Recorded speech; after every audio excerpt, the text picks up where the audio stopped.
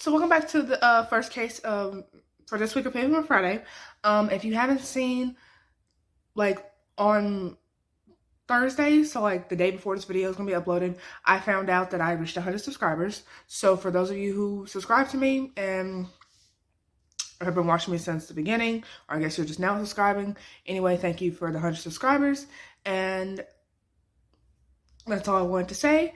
And I guess let's just get into the video. But if I lay down and I play dead and I stay dead, maybe you'll get sick of being the monster out of my head, under my bed. Think you're something out of my nightmares, standing right there. But if I lay down and I play dead and I stay dead, then will you get bored of killing me? So our story actually takes place in Hawaii, Honolulu to be specific. We're actually going to start with the victim instead of our killer because we don't have date of birth or background on either of our killers. So sadly, our victim is actually Ocean Wright. That's the name that's labeled on her tombstone. She was born February 6, 2015 to Sassy Curry and Chris Withing. So Sassy and Chris had apparently met in a nightclub. Sassy would get pregnant, and a paternity test was done to verify that it was Chris's, because I guess they had met in a nightclub, so he was trying to make sure that Sassy wasn't trying to pin Ocean on Chris, if that makes sense. And so apparently Sassy and Chris were never actually together. They just kind of just conceived Ocean after meeting in the nightclub in California. She would eventually marry a Marcus Wright, who actually raised Ocean, and where Ocean got her last name from, because her legal last name is Wright, I guess, if that makes sense. So of course, Chris was actually an Army officer, which is why he was in Hawaii, because he was stationed there. There was a court order for custody where I guess Sassy had primary custody, but Chris would get custody of her for 2 months out of the year and every other holiday while stationed in Hawaii. The mom was actually living in Las Vegas at the time this happened. And so while Ocean was up there, Sassy would find out that Chris was actually married to a Tahani Bowen Martin, which she thought was weird because he didn't mention her at all, which, I feel like I would be concerned too, because again, this is around your child. And there was actually 2 other children up there. There was a 4-year-old that was Tahani's, so it wasn't Chris's. And there was a 2-month-old that Chris and Tahani had together. And so at first, it seemed like the living arrangements were going well. Sassy and Ocean would FaceTime on the phone with each other every day. And then, of course, one day, the phone calls would eventually stop. When Sassy would call to, check on her child, because, as a mother should, Chris would never answer. So, of course, that's suspicious. So then we get to July 27, 2017, Ocean goes to the hospital for unexplained injuries. She was actually looked at by CPS during this hospital visit, and she had bites on her stomach, and some of her hair was cut off, which obviously that's should be raising red flags. Chris actually took her away from the hospital before X-ray could even be done because apparently they were taking too long. How he was able to do that, I don't even know. The hospital apparently even left a voicemail saying, come back for a follow-up appointment, but of course, that never happened. And so on August 18, 2017, this was 2 weeks before Ocean was due to come back home to Vegas with her mother, Sassy. Tahani had told Ocean allegedly that she needed to take a shower with the help of the 4-year-old stepsister. Obviously, the stepsister is not legally named because I guess, of course, she's a minor, so she's going to be referred to as stepsister. Chris is actually said to have been at a bowling party for his son at the time this happened. Ocean apparently had a soiled diaper because she was 2 years old.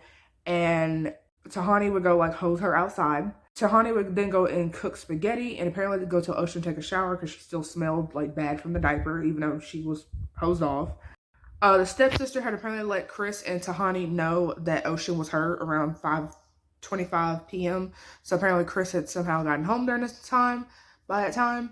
And Chris would go upstairs to see Ocean with a clean diaper on, but there was burns on her face and over her body. Chris would actually call his mother, then call 911. Paramedics got there, and Ocean apparently said that she knew, how she got hurt, but she didn't go into detail as to, how it happened. And so Ocean would be taken... Okay, so when Ocean got taken to the hospital, she had burns all over her head and 22% of her legs, so obviously, this is very serious. And so originally, officers did show up on the scene, and they thought that, Ocean had hurt herself, and so if there was a charge, it would have been second-degree endangerment, welfare of a minor. However, the burns that were on Ocean's body were consistent with boiling water because apparently they had seen this type of burns before. And so somehow the criminal investigation division did not investigate, so they didn't see how hot the water was that allegedly burned Ocean. So of course this would make the charges go up to first person assault. Shirley, Chris's mother, would actually contact Sassy, be like, Ocean had an allergic reaction. And so of course Sassy, being Ocean's mother, she's like, Ocean doesn't have any allergies. So of course she saw as a red flag, which it obviously was. And so she immediately tries to call Chris.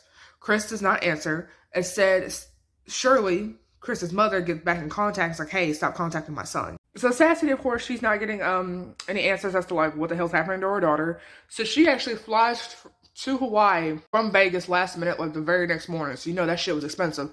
But again, it's for her child. So it's like, money's not important right now. She actually would call hospitals to try to find out like where Ocean was. I don't know if this was like before or after she got on the plane, but anyway, she did what a mother does. And so Sassy, she was told multiple different versions about what happened. One version, Chris had apparently heard Ocean screaming, and then that's where he went and found her. There was another version, apparently she was playing with a wire behind the TV. Eventually, Chris would actually not be allowed to even see his child due to the inconsistencies of what he would say would happen. Chris would actually call CPS to get custody of the other two kids because he didn't feel they were safe around Tahani, which they obviously weren't, but okay. Yeah, Tahani would be arrested for child abuse, but Chris, for whatever reason, would quickly bail her out. The father of Tahani's oldest child, so the 4-year-old, actually said Tahani had been known for abusing children for years. Tahani had actually had CPS cases against her, but apparently she had moved to Hawaii, and so she was never charged for those cases. Just she had moved to Hawaii. Ocean sadly had to eat out of a bottle, like a formula bottle, just to be even able to eat. So then, of course, sadly, on September 25th, 2017, around 4:30 p.m. in Hawaii time, Ocean would die surrounded by her mother, Sassy, and doctors. So then, of course, her death is ruled as a second-degree homicide. Tahani's child abuse charges are upgraded to murder. At the funeral, Chris actually sent his parents, Shirley, and I don't know what the father's name is, in place of him. So he didn't want to go to his daughter's funeral, so he just sent the parent. And Sassy had found out that sometime shortly before Ocean had the accident, he'd actually filed a life insurance policy on her. And remember, Ocean's like 2, was completely healthy before all this even happened. So of course, that's a little suspicious. Did he ever get the life insurance policy, you're probably wondering? I highly doubt it. If anybody got it, it was probably Sassy. But of course, I feel like that would have been said if she had gotten it. On October 24th of apparently that same year, so about literally almost a month after Ocean dies, Chris decides to file for divorce from Tahani. And so their divorce wasn't finalized till May of 2020. And technically to this day, no one has been charged with Ocean's death. So Chris is free, Tahani is free. So yeah, that was a tragic case of Ocean Wright. I haven't really seen this case a lot, but I just felt like it should be covered. The last videos that I have seen on this case are freshly from when the murder happened. So I just thought maybe I'd give like a little update. And so if you guys have any information you want to share about anybody involved in this case, let us know. And I'll see you fellas with the next one. Bye. So if I play dead, will you regret everything that you did, that you said? I don't think you understand what you're doing, and my heart's black and blue from the bruising. I feel like when I'm with you I'm losing. I feel like you think that this amusing, sitting there gaslighting and confusing. Was it me? Is it me? Am I deluded? I'm the one who's always sorry, the conclusion. Even though I offer all of the solutions, I wish you loved me like I love you, it's stupid. When I'm alone with you I never feel lucid. I wish I wasn't struck by Cupid. I wish when I first saw you I knew this. When I'm with you I feel so useless, I feel diluted, my heart's been wounded. Silhouettes of you are like a taunt, never really know just